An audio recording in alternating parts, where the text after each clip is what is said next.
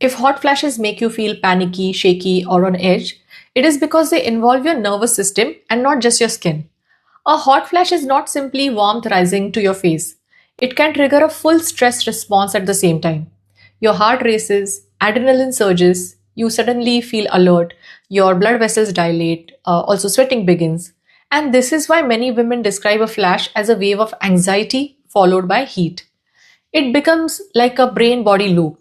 And once you start anticipating the next one, that fear alone can amplify the experience. Hot flashes and night sweats, they fall under what we call the vasomotor symptoms.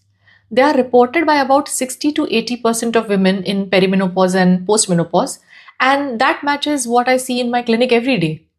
They usually begin 2 to 10 years before menopause, that is during the fluctuating estrogen phase. That means symptoms can start in your late 30s or early 40s. The mechanism begins in the hypothalamus, that is a temperature control center of your brain. Estrogen keeps this thermostat stable. So when estrogen fluctuates or declines, the thermostat becomes hypersensitive. Even a tiny internal temperature shift can trigger blood vessels to dilate unnecessarily, creating that sudden flush of heat which spreads through your chest, neck, and face. And often this is followed by sweating. When this happens at night, we call them night sweats. A few months or years after menopause, the estrogen levels drop and then they stabilize at a lower level.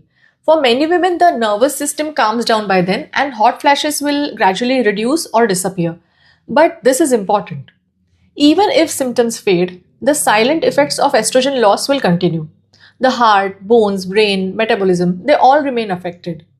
Hot flashes are often dismissed as an inconvenience, but research has linked more frequent hot flashes with increased visceral fat gain and greater severity and longer duration with higher future cardiovascular risk.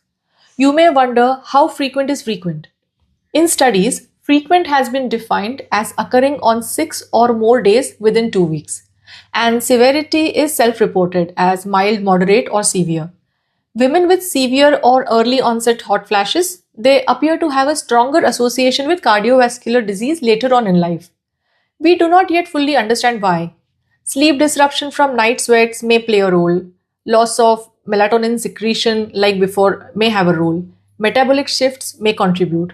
But the correlation is consistent enough that we should not ignore it. The median duration of hot flashes is about 7.5 years. Some women experience them for much longer. That is a long time to simply wait it out.